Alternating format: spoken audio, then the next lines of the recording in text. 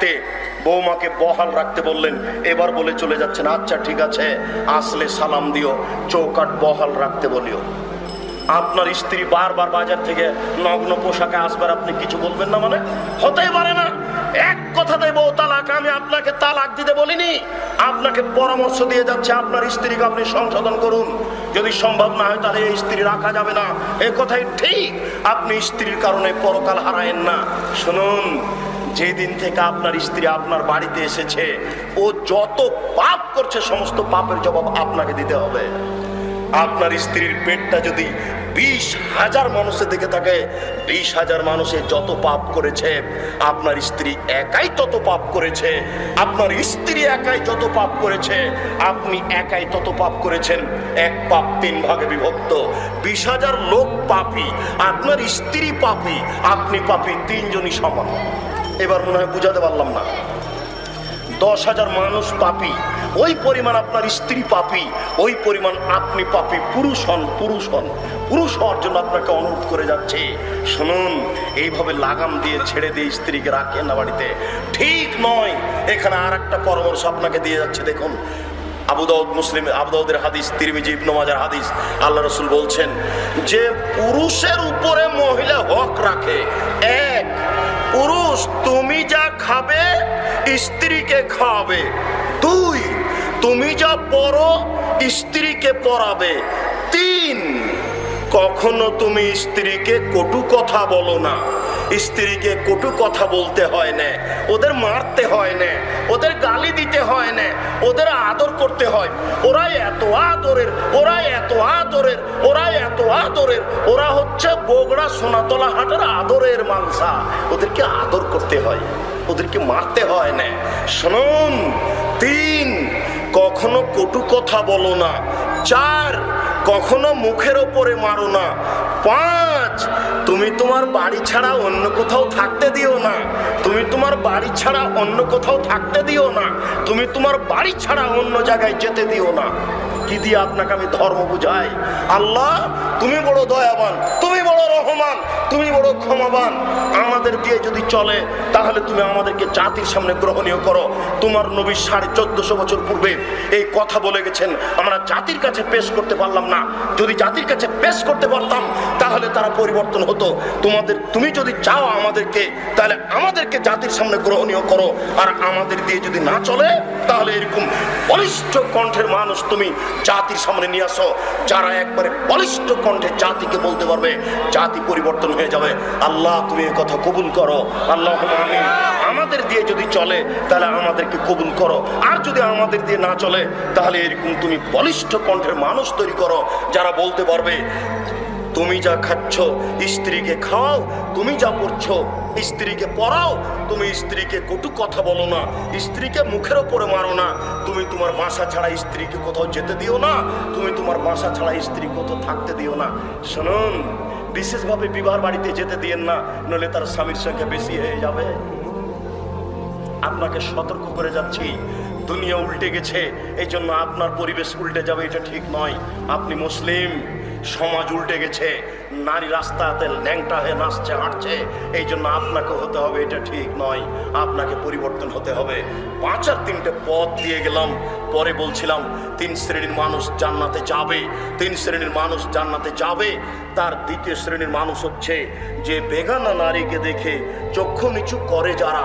3য় শ্রেণীর মানুষ যারা পাপের জন্য কাঁদে।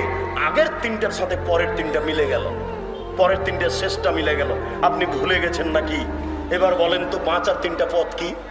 1, মুখ বন্ধ করতে হবে। 2, জরুরি প্রয়োজন ছাড়া আপনি আর আপনার স্ত্রী বাড়ি ত্যাগ করতে পাবেন না। 3, পাপের জন্য রাতে কাঁদতে হবে। শুনুন, 3 শ্রেণীর মানুষ জান্নাতে যাবে, 3 শ্রেণীর মানুষ জান্নাতে যাবে, 3 শ্রেণীর মানুষ জান্নাতে যাবে। 1 শ্রেণীর মানুষ হচ্ছে যারা আল্লাহর পথে পাহারা দেয়। 2য় শ্রেণীর মানুষ হচ্ছে যারা বেগানা নারীকে দেখে চক্ষু নিচু করে। এই কথাতেই অনেক কথা এসেছে, বেগানা নারীকে দেখে চক্ষু নিচু করে। আমি রাস্তায় চলবো কি করে?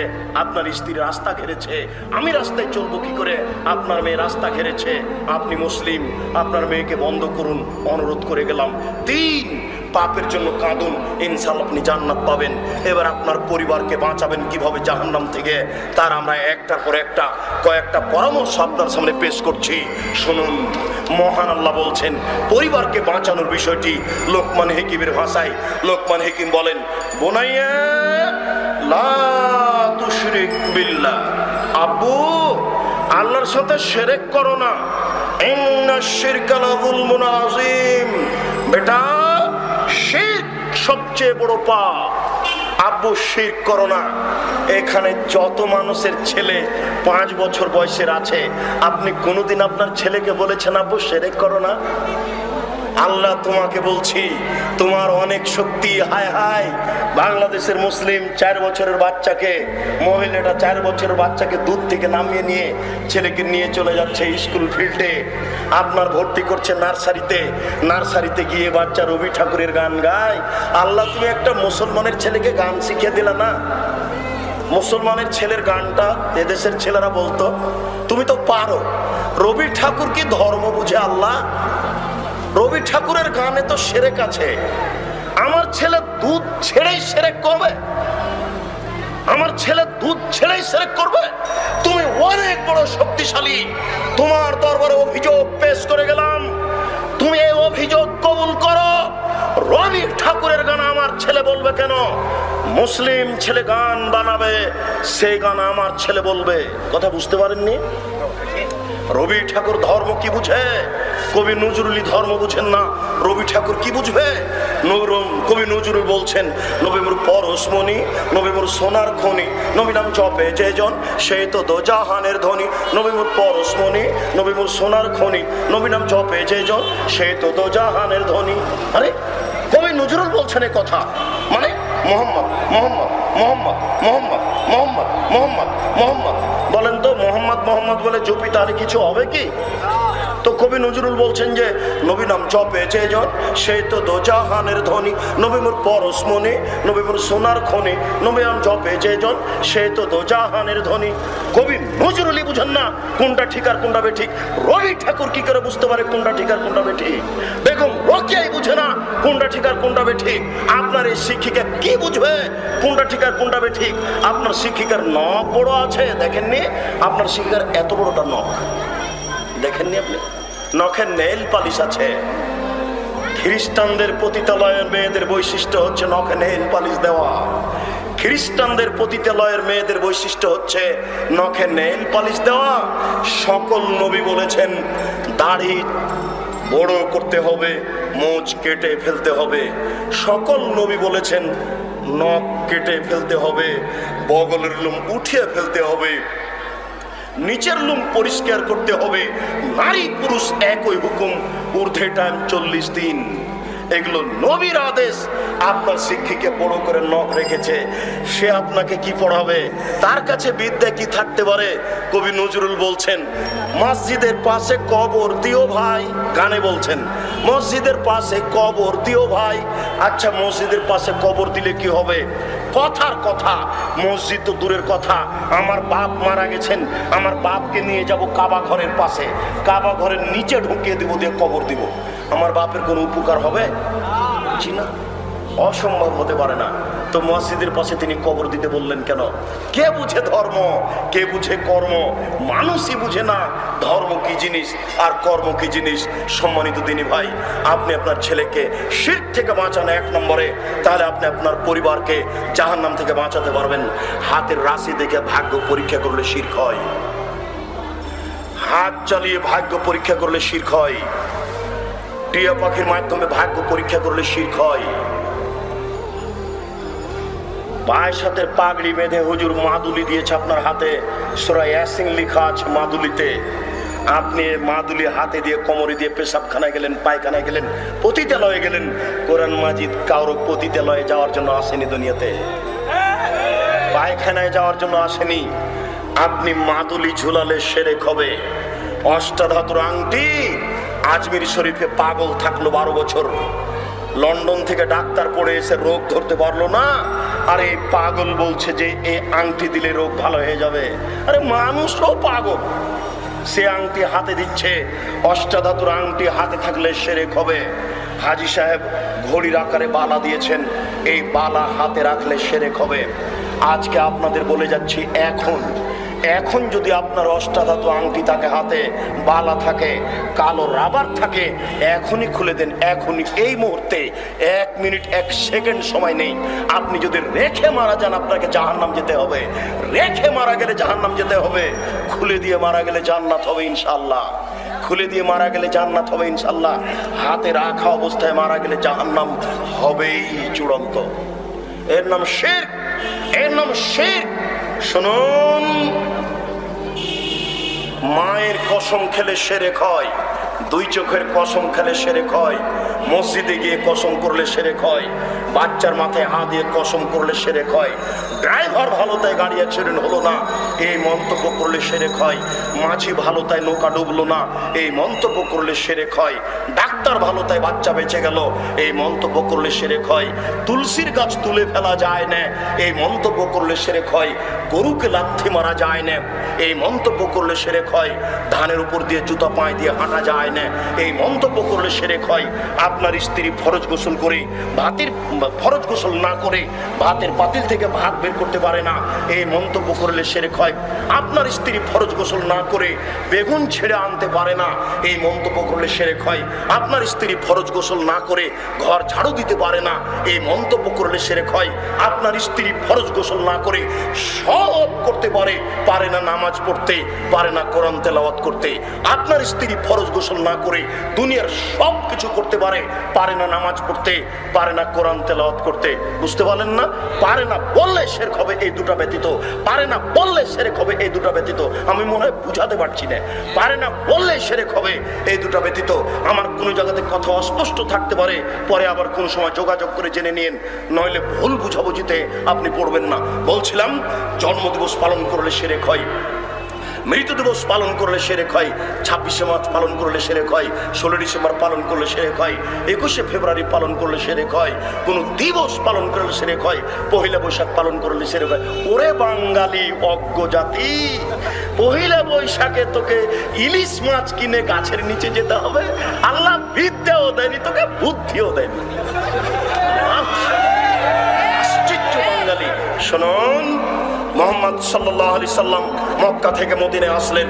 মুহাম্মদ সাল্লাল্লাহু আলাইহি সাল্লাম মক্কা থেকে মদিনায় আসলেন, দেখলেন মদিনার লোকেরা 2 দিন খেলাধুলা করে, দেখলেন মদিনার লোকেরা 2 দিন খেলাধুলা করে, দেখলেন মদিনার লোকেরা 2 দিন খেলাধুলা করে।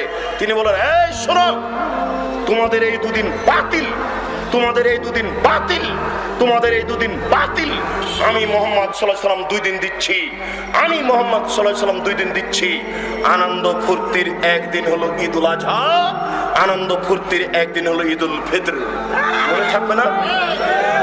আনন্দ ফুর্তির একদিন হলো ঈদুল আজহা, আর একদিন হলো ঈদুল ফিতর। খাওয়া বেশি খান, দৌড়াদৌড়ি করেন, ফুর্তি করেন, তাসবিহ তাহলিল করেন, হালাল যত কাজ আছে সবকিছু করেন, আজকে করেন আনন্দ ফুর্তির। নবী যদি বলতেন, এই মদিনার ছেলেরা শোনো, তোমাদের ছিল 2 দিন, আমি দিলাম 2 দিন। এই মদিনার ছেলেরা শোনো, তোমাদের ছিল 2 দিন, আমি দিলাম 2 দিন, 2 দুলে হয়ে 4। তাহলে এবার বাঙালি পেত 16 ডিসেম্বর 1-5, 26শে মার্চ 1-6, 21শে ফেব্রুয়ারি 1-7, বাপের জন্মদিবস 1-8, মায়ের জন্মদিবস 1-9, পহেলা বৈশাখ 1-10। এইভাবে করতে করতে সারা বছর চলে যেত, পড়া লাগতো না। সব দিন যখন ছুটিতে চলে যেত তখন আর পড়া লাগতো না। জাতি কত বড় অজ্ঞ, আশ্চর্য। আল্লাহর নবী বলেছেন, এর ফলে বিদ্যা উঠে যাবে, ওয়াকসুরাল জাহাল, মূর্খতা বেড়ে যাবে। এই ছেলে তোমাকে বলছি, এই ছেলে তোমাকে বলছি, তুমি খুব সতেজ ব্রেনের ছেলে, মাস্টার ডিগ্রি পাস করে গ্রামের বাড়িতে গেছো। তোমাদের গ্রামে একটা হিন্দু সরস্বতী, ভগবতী, কালী, দুর্গা তৈরি করে ওখানে রেখেছে জিলাপি আর একটা কলা। এবার তুমি হাসছো আর বলছো, এত বোকা মানুষ গো। আচ্ছা, এই সরস্বতী, কালী, দুর্গা কি কলা খেতে পারে? হিন্দুরা কত বোকা, কি ব্যাপার, এখানে কলা জিলাপি রেখেছে। এই ছেলে তোমাকে বলছি, তুমি সাবধান থেকো।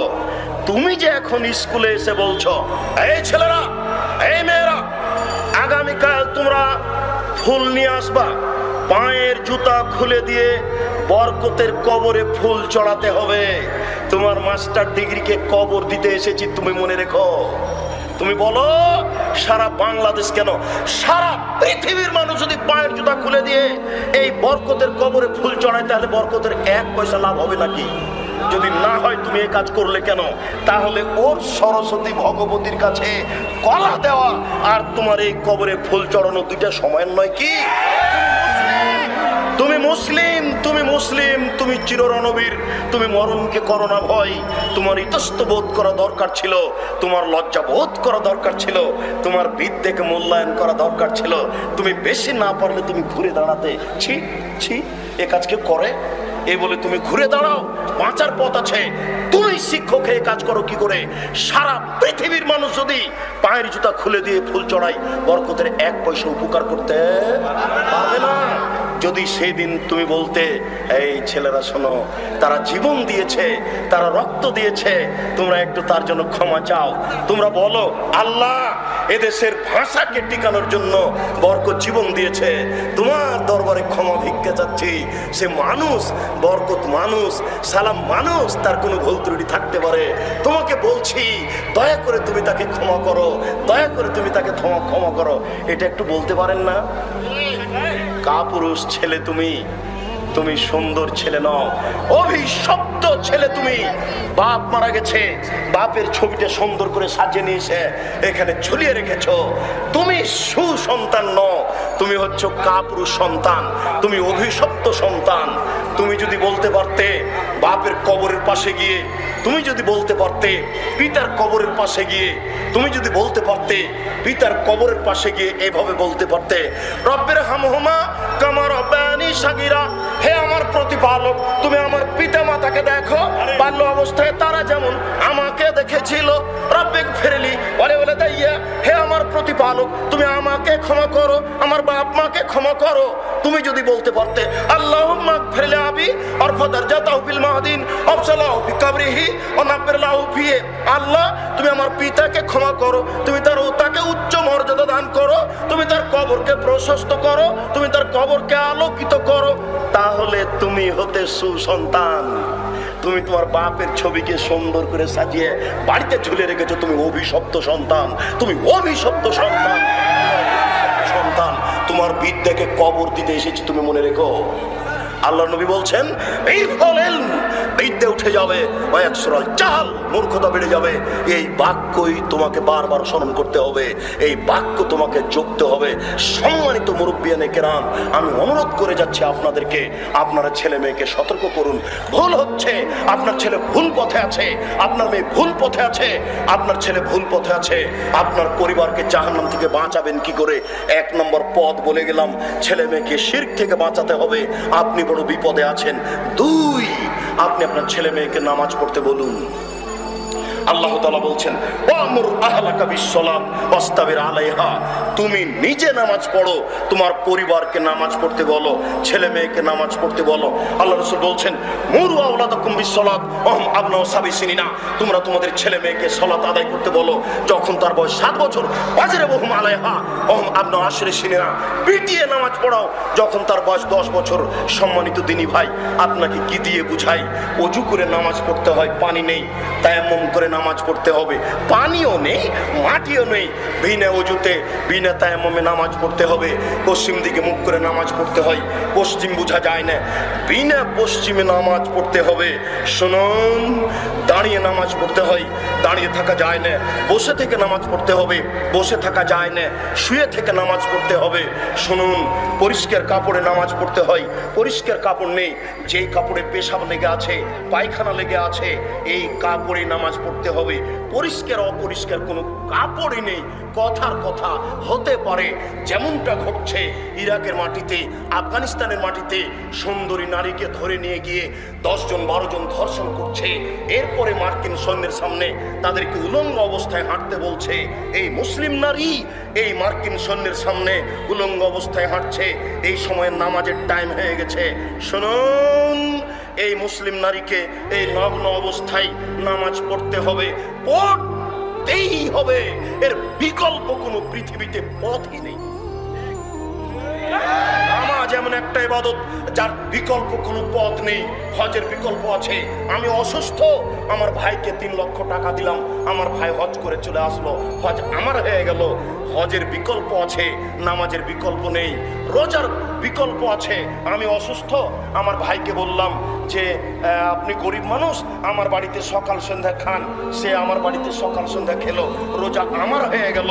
রোজার বিকল্প আছে, হজের নামাজের বিকল্প নেই। নামাজ আপনাকেই পড়তে হবে। নামাজের উমরি কাজা চলে না, যেগুলো ছুটে গেছে তার জন্য ক্ষমা চাইতে হবে। আল্লাহ আমাকে মাফ করো, আজ থেকে আপনাকে নামাজ পড়তে হবে। নামাজই এমন একটা ইবাদত যার ব্যাপারে ইমাম আহমদ ইবনে হাম্বল রাহিমাহুল্লাহ বলেছেন, অলসতা করে কেউ যদি নামাজ ছেড়ে দেয় 1 ওয়াক্ত, তাহলে তাকে হত্যা করতে হবে। অলসতা করে যদি 1 ওয়াক্ত নামাজ ছেড়ে দেয়, তাহলে তাকে হত্যা করতে হবে। ইমাম আবু হানিফা রাহিমাহুল্লাহ সেই কালে বলেছেন, কেউ যদি অলসতা করে 1 ওয়াক্ত নামাজ ছেড়ে দেয়, তাহলে তাকে জেলখানায় বন্দি করে পেটিয়ে নামাজ পড়াতে হবে। কেউ যদি অলসতা করে 1 ওয়াক্ত নামাজ ছেড়ে দেয়, তাহলে তাকে পেটিয়ে নামাজ পড়াতে হবে। শুনুন, বর্তমানে আরবি বিদ্বানগণ বলছেন, এখন উপস্থিত আরবি বিদ্বানগণ বলছেন, স্বামী নামাজ পড়ে, স্ত্রী পড়ে না, স্ত্রী নামাজ পড়ে, স্বামী পড়ে না। তাহলে বিবাহ বিচ্ছিন্ন হয়ে গেছে, বিবাহ কেটে গেছে। চেয়ারম্যান লাগে না, মেম্বার লাগে না, খাতা কলম লাগে না, কাজই লাগে না, কিছুই লাগে না, বিবাহ এমনিতেই গেছে। দেখুন নামাজ কি জিনিস, নামাজ পড়তেই হবে। শুনুন, মাওলানা আশরাফ আলী থানভী হানাফি রাহিমাহুল্লাহ খুব বড় পণ্ডিত মানুষ, একটা কথা বলে গেছেন। কথাটা ধর্মের নয়, কথাটা আপনি দলিল হিসেবে গ্রহণ করবেন না। তিনি কত গুরুত্ব দিতেন নামাজের, এই কথাটা আমি বুঝাতে গিয়ে কথাটা বলছি, আপনি কথাটাকে ভুল বুঝিয়েন না। আমি এটা দলিল পেশ করিনি, মাওলানা আশরাফ আলী থানভী রাহিমাহুল্লাহকে আমি দলিল হিসেবে পেশ করিনি, যদিচ কথাটি ঠিক হয়নি, কিন্তু তিনি বলছেন নামাজ পড়তেই হবে। এই কথা দেখাতে গিয়ে তিনি বলছেন, একজন মহিলার অর্ধেক বাচ্চা প্রসব হয়েছে, অর্ধেক বাচ্চা প্রসব হতে আছে, এই সময়তে যদি নামাজের টাইম হয়ে যায়, তাহলেও তাকে নামাজ পড়তে হবে। আমরা আপনাকে বলছি ফতোয়া এরকম নয়। একটা মহিলার বাচ্চা প্রসব হতে বসেছে, বাচ্চা প্রসবের পূর্বেই রক্ত বা সাদা কিছু দেখা যাচ্ছে, তখন তার নামাজ মাপ। প্রসব বেদনায় এসেছে, রক্ত বা সাদা কিছু দেখা যায় না, এই বেদনা অবস্থাতে নামাজ পড়তে হবে। বুঝতে পারলেন না? আবার বলছি, একটা মহিলার প্রসব বেদনা এসেছে, প্রসব বেদনার সময় রক্ত বা সাদা কিছু দেখতে পাওয়া যায়, এই সময়তে তার নামাজ মাপ। প্রসব বেদনা এসেছে, রক্ত বা সাদা কিছু দেখা যায় না, এই বেদনা অবস্থাতে তাকে নামাজ পড়তে হবে। মনে হয় কথাটা বুঝাতে পারলাম না। সম্মানিত দিনী ভাই, নামাজ এমন একটা ইবাদত, পড়তেই হবে, এর কোনো বিকল্প নেই। নামাজ এমন একটা ইবাদত যার কর্মসূচি 8 বছর। নামাজ এমন একটা ইবাদত যার কর্মসূচি 8 বছর, আর কোনো ইবাদতের কোনো কর্মসূচি নেই। 7 বছর বয়সে ছেলেকে নামাজ পড়তে হবে, 10 বছর বয়সে পিটাতে হবে। তাহলে কয় বছর হলো এখানে? 3 বছর। পিটাবেন কতদিন? 15 বছর। তাহলে 10 থেকে ওখানে কত হলো? 5 বছর। এই 5 আর 3 8 বছর হচ্ছে কর্মসূচি। 15 বছর পরে কোনো ছেলে আপনার বাড়িতে নামাজ না পড়ে থাকতে পারে না। 15 বছর বয়সে কোনো মেয়ে আপনার বাড়িতে নামাজ না পড়ে থাকতে পারে না, অসম্ভব থাকতে পারে না। কাপুরুষের থাকে, যার বাপ নেই তারই থাকে। মনে কষ্ট নিয়েন না, আপনাকে কষ্ট দিতে এসেছি। আপনার ছেলে নামাজ পড়ে না মানে আপনি একজন কাপুরুষ। এই ছেলে নামাজ পড়ে না 15 বছর বয়সে মানে এই ছেলের পিতা নেই। পিতা মানে ক্ষমতা। শুনুন, ছেলেকে আহার জোগাতে হবে, এর নাম ক্ষমতা নেই, এর নাম পিতা নয়। মেয়ের আহার জোগাতে হবে, এর নাম পিতা নয়। ছেলে মেয়ে ভিক্ষা করে খেতে পায়, ছেলে মেয়ে এতিম হলে 10-এ লালন পালন করে। কাজেই বাপকে খাওয়াতে হবে, আহার জোগাতে হবে, এটা জরুরি নয়। সবচেয়ে জরুরি হচ্ছে ক্ষমতা। বাপকে ক্ষমতা প্রয়োগ করতে হবে। বাপের চোখের সামনে কোনো ছেলে এইভাবে নগ্ন টিভি দেখতে পারে না। বাপের জানতে কোনো ছেলে 2 কানে ইয়ারফোন লাগিয়ে গান শুনতে পারে না। বাপের জানতে কোনো সময় কোনো ছেলে এইভাবে মোবাইলে কোনো মেয়ের সাথে গল্প করতে পারে না। বাপের জানা অবস্থায় কোনো ছেলের মোবাইলে এরকম যাত্রার নাম্বার থাকতে পারে না। মোবাইল অভিশাপ, আশীর্বাদ যত, অভিশাপ তার চেয়ে অনেক অনেক বেশি। মোবাইল ও আশীর্বাদ যত, অভিশাপ তার চেয়ে অনেক অনেক বেশি। মুরব্বিয়ানে কিরাম, আপনার পরিবারকে কিভাবে বাঁচাবেন?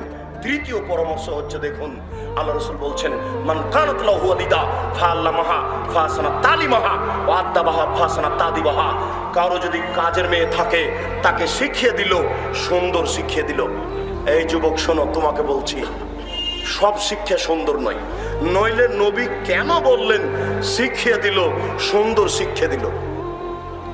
এই বাক্য যদি আমি আজকের এই জালসায় বুঝাতে পারি তাহলে আমি সফল ইনশাআল্লাহ। আপনি মানবেন এটা আমার জরুরি নয়, আপনাকে বুঝাতে পারলে আমি সফল। আপনি মানবেন এটা আমার জন্য জরুরি নয়, আপনি যদি বুঝেন তাহলে এটাই সফলতা। শুনুন, নবী বলছেন শিখিয়ে দিল, সুন্দর শিখিয়ে দিল, শিষ্টাচার শিখিয়ে দিল, সুন্দর শিষ্টাচার শিখিয়ে দিল। বোঝা যাচ্ছে সব শিষ্টাচার সুন্দর নয়। এবার পাশাপাশি আপনাকে শুক্রিয়া, আমি কথা শেষ করছি, তারপরে মিশে বলুন। সম্মানিত এমপি সাহেব, আমি অনুরোধ করে বলছি, আমরা অল্প কোন কথা বলেই আমরা কথা শেষ করব। সম্মানিত এমপি সাহেবের আমরা কথা শুনবো ইনশাল্লাহ। মাননীয় এমপি সাহেবকে একটু অপেক্ষা করার জন্য আমরা আন্তরিকভাবে বিনীত অনুরোধ জানাচ্ছি। বলছিলাম, সম্মানিত দিনী ভাই, সব শিক্ষা সুন্দর নয়, সব শিষ্টাচার সুন্দর নয়। নইলে তিনি কেন বললেন শিক্ষা দিল, সুন্দর শিক্ষা দিল, শিষ্টাচার শিক্ষা দিল, সুন্দর শিষ্টাচার শিক্ষা দিল। আমি আপনাকে কয়েকটা শিষ্টাচার দেখাচ্ছি। তার একটা হচ্ছে, প্রথমে বলেছিলাম মনে আছে আপনার, যে আপনি আমাকে এক গ্লাস পানি দিলেন, আমার মাননীয় এমপি সাহেবকে এক গ্লাস পানি দিলেন। তাই এমপি সাহেব বললেন জাযাকাল্লাহ খায়ের, আর আমি বললাম থ্যাংক ইউ। দুটাই কিন্তু শিষ্টাচার। কথা বুঝতে পারেননি? দুটাই কিন্তু শিষ্টাচার। কোনটা ভালো আর কোনটা মন্দ আপনাকে বলতে হবে। এমপি সাহেব মোবাইলে রিং হচ্ছে, তিনি অন করে দিয়ে বলছেন আসসালামু আলাইকুম, আর আমি অন করে বলছি হ্যালো। দুটাই শিষ্টাচার, কোনটা সুন্দর আপনাকে বলতে হবে। শুনুন, আমার বড় ভাই বিদায় নিচ্ছে, আমি বলছি tata bye bye, tata bye bye. আর এমপি সাহেবের বড় ভাই বিদায় নিচ্ছেন, তখন এমপি সাহেব বলছেন আস্তাগফিরুল্লাহ দীনাকা ওয়া আমানাতাকা ওয়া কিরামালিক ওয়া যাওয়াদাকাল্লাহু তাকা ওয়া গাফারা যামবাক ওয়া ইয়াসসালাকাল খায়রা হাইসুমা কুনতা। বড় ভাই, আপনার সবকিছুকে আল্লাহর নিকটে গচ্ছিত রাখলাম। আল্লাহ আপনাকে পরহেজগারিতা দান করুক, আল্লাহ আপনাকে ক্ষমা করুক। আপনি যেখানে থাকুন না কেন, আপনাকে যেন আল্লাহ হেফাজতে রাখে। দুটাই শিষ্টাচার, বলেন কোনটা সুন্দর? শুনুন, এটা স্কুল ঘর, 100 জন ছাত্রী ভিতরে আছে, বাচ্চা। আমি ঢুকছি, তখন বাচ্চারা দাঁড়িয়ে গিয়ে বলছে আসসালামু আলাইকুম। সম্মানিত এমপি সাহেব ঢুকছেন, সালাম দিয়ে ঢুকছেন, আর বাচ্চারাকে বলছে বাবা তোমরা বসে থাকো, বসে আমাকে বলো ওয়ালাইকুম আসসালাম।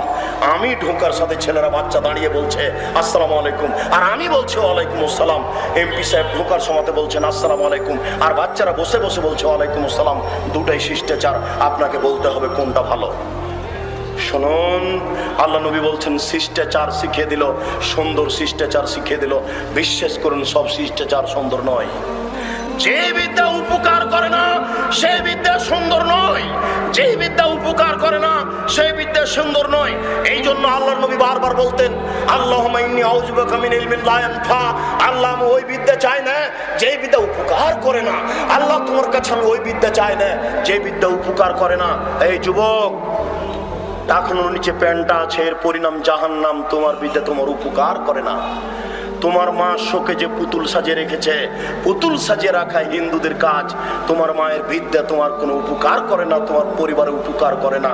শোনো, তুমি একটা বাজারে আয়না কিনেছ, আয়না এই মাছের সাইজে গোটা একটা মাছ, আয়নাটা হচ্ছে গোটা একটা মাছ, তুমি কিনে নিয়ে যে টেবিলের উপরে রেখেছো, এই ঘরে নামাজ হবে না। তোমার বিদ্যা মাছ কিনতে বলেছে, আমি এই আয়না কিনবো না। তোমার বিদ্যা তোমার উপকার করে না, তোমার বিদ্যা তোমার উপকার করে না, তোমার বিদ্যা তোমার উপকার করে না। সব বিদ্যা সুন্দর নয়। শুনুন সম্মানিত দিনী ভাই, মুরব্বিয়ানে কেরাম, আপনার এই সাবানের গায়ে মহিলার ছবি থাকবে কেন? এই তেলের কোটাটার গায়ে মহিলার ছবি থাকবে কেন? এই খাতাটাতে এই পাখির ছবি থাকবে কেন? এই টিনটাতে গরুর ছবি থাকবে কেন? শুনুন, এই জায়নামাজে এরকম কাবা ঘর সাজানো থাকবে কেন? এই প্রত্যেকটা জিনিসের ছবি থাকবে কেন? এইভাবে ঠ্যাঙ্গামারা আশা, ব্রাকে আর ডেস্টিনি আর জিজিএন লাইফ ইন্স্যুরেন্সে এগুলো ভর্তি হবে কেন? আপনি মনে রাখবেন, পরিকল্পনা করে ইহুদি, টাকা দেয় খ্রিস্টান, মাঠ কর্মী মুসলমান। আজ থেকেই ফিরে আসতে হবে। পরিবর্তনের জন্য এসেছে, আল্লাহ তুমি কবুল করো, আল্লাহ তুমি কবুল করো। পরিকল্পনা করে ইহুদি, টাকা দেয় খ্রিস্টান, মাঠ কর্মী মুসলমান, তারই পরিকল্পনা সব কিছুতেই পাখি থাকবে। বলুন তো পাখিটা দেওয়াতে তার লাভ কি? একটা সুন্দর ফুল দিলে হতো না? এই নাপিত ঘরটাতে এতগুলো ল্যাংটা ছবি সাজিয়ে রেখেছে, কেন দুটো ফুল নাপিত রাখতে পারে না? আপনারা কেউ রুচিকর একটা মানুষ নন, তাকে একটু ধমকাতে পারে নাই, এটা কেন রেখেছো? তোমার এই কাজে বরকতি হবে না, তোমার এই ব্যবসাতে বরকতি হবে না, শেষ পর্যন্ত তোমাকে ভিক্ষা করে খেতে হবে। তুমি দুটো ফুল দিতে পারো না? সুন্দর নিদর্শন দিতে পারো না? দার্জিলিং এর ছবি দিতে পারো না? চিটাগাঙ্গের পাহাড়ের ছবি দিতে পারো না? তুমি এটা দিয়েছো কেন? আপনারা রুচিসম্মত মানুষ, জ্ঞানীগুণী মানুষ, আপনি মূল্যায়ন করুন। শুনুন, সব বিদ্যা সমান নয়।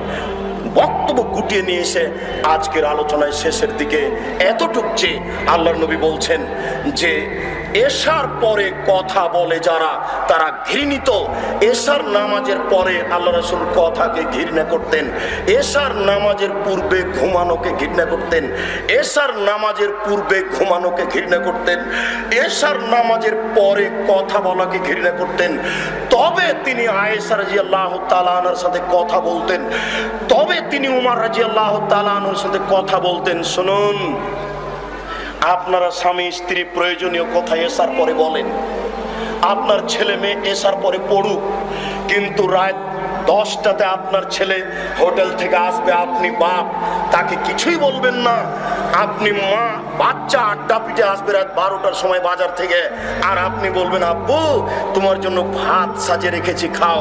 এই মা পরিবারকে কবর দিয়েছে, এই পিতা পরিবারকে কবর দিয়েছে। এই পরিবার কোনোদিন সুন্দর হতে পারে না।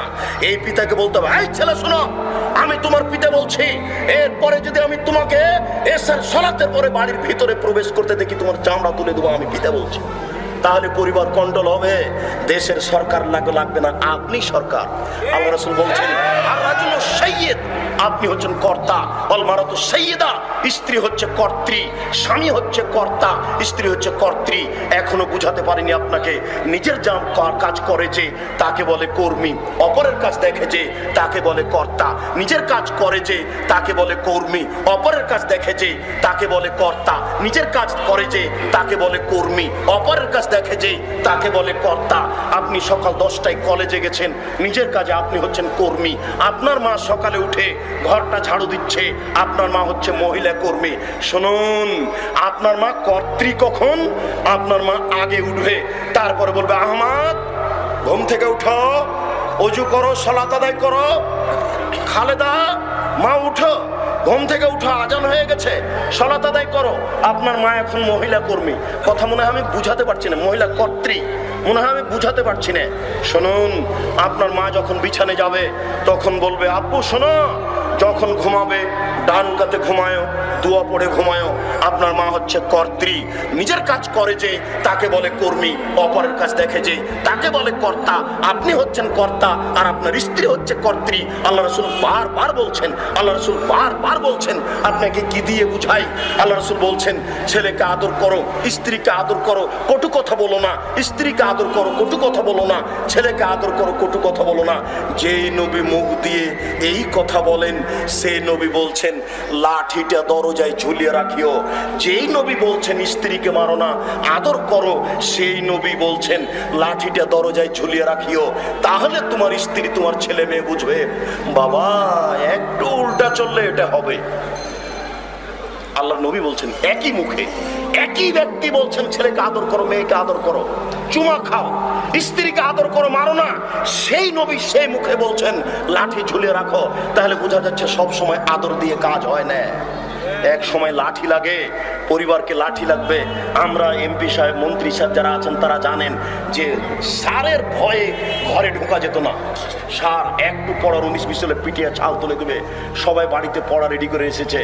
এখন বলা হচ্ছে ছেলে মেয়েকে মারা যাবে না, যার জন্য ছেলে মেয়ে পড়েও না। আগে থেকে আমার বাপ মায়েরা বলতেন মায়ের বড় বিদ্যে, সেটা গতিতে হতে হবে, সেটা ভিন্ন কথা। আজকের বক্তব্যের শেষ আলোচনায় আপনার সাথে আপনার মেয়েকে নিয়ে একটি পরামর্শ, আপনার সাথে আপনার স্ত্রীকে নিয়ে একটি পরামর্শ, এই দুটি পরামর্শ পেশ করে আজকের আলোচনা এখানে শেষ করছি। আমার দিকে লক্ষ্য করুন। একজন ইহুদি আমাদের নবীর সামনে এসে বলছে আসসালামু আলাইকা, তোমার মরণ হোক। তখন আমাদের নবী বললেন ওয়ালাইকা। এই ছেলে, একটু পিছন দিকে লক্ষ্য করো তো, তোমরা যারা পরিচালনা আছো কে কথা বলছে একটু খেয়াল করো, তোমরা যারা পরিচালনা আছো একটু খেয়াল করো। বলছিলাম ইহুদি বলছে এসে যে নবী আপনার মরণ হোক। এই কথা আয়েশা রাদিয়াল্লাহু তাআলা আনহা শুনেছেন, একেবারে ক্ষেপে বলছেন তোমার মরণ হোক, নবী কেন মরবে? তোমার মরণ হোক, নবী কেন মরবে? তোমার মরণ হোক। একবার আয়েশা রাদিয়াল্লাহু তাআলা আনহা ক্ষেপে গেছেন। তখন আল্লাহ রাসূল বলছেন আয়েশা আলাইকে বিরিফকে ওয়া ইয়াকুল উনফল ফওশা, আয়েশা নরম হও, আয়েশা নরম হও, কঠোর হয়ো না, কর্কশ হয়ো না। শুনুন, পৃথিবীতে সবচেয়ে বড় শিক্ষিতা নারী হচ্ছেন আয়েশা, পৃথিবীতে সবচেয়ে বড় বুদ্ধিমতী নারী হচ্ছেন আয়েশা, পৃথিবীতে সবচেয়ে বড় সম্মানী নারী হচ্ছেন আয়েশা। আল্লাহ রাসূল বলছেন পুরুষেরা বড় বড় জান্নাত পাবে, তবে নারীরা বড় বড় জান্নাত পাবে না, মাত্র তিনজন। একজন হচ্ছেন ফেরাউনের স্ত্রী আসিয়া, আর একজন হচ্ছেন ঈসা আলাইহিস সালামের মা মারিয়াম, আর একজন হচ্ছেন আয়েশা। ফাজলু আয়েশা আলা সাইরিন নিসায়ে কাফাজলি সারিদে আলা সাইরি তহমে। সারিদ খাদ্যের যেমন পজিশন সম্মান সমস্ত খাদ্যের উপরে, আয়েশার তেমন সম্মান বিশাল পৃথিবীর সকল নারীর উপরে। আয়েশা সবচেয়ে শিক্ষিতা বুদ্ধিমতী। এরপরে আল্লাহ রাসূল বলছেন আয়েশা নরম হও, কঠোর হয়ো না, কর্কশ হয়ো না।